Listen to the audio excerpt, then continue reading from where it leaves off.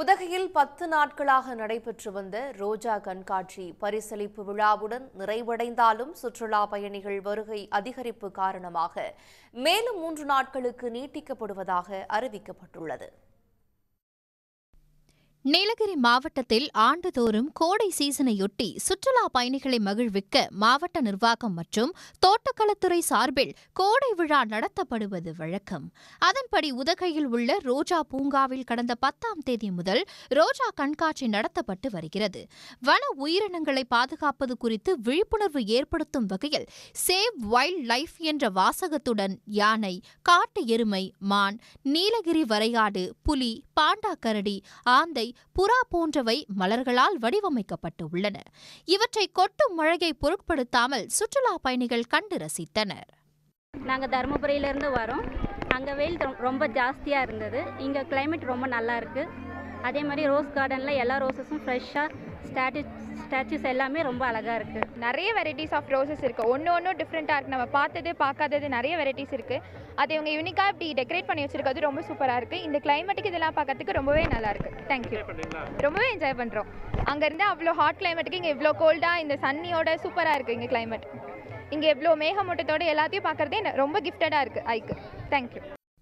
10 நாட்களாக நடைபெற்ற ரோஜா கண்காட்சி முடிவுக்கு வந்த நிலையில் தனியார் மற்றும் பல்வேறு அரசு துறைகள் சார்பாக பராமரிக்கப்பட்டு வரும் ரோஜா பூங்காக்களுக்கான போட்டியில் வெற்றி பெற்றவர்களுக்கு பரிசுகளை மாவட்ட ஆட்சியர் மு. அருணா வழங்கி பாராட்டினார்.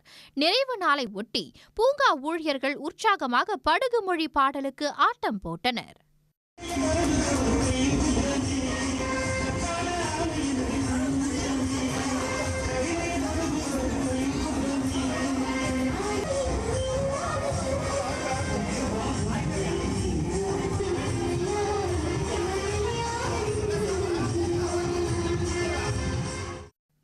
இதேபோன்று மலர் கண்காட்சியும் சுற்றுலா பயணிகளை கவர்ந்துள்ளது.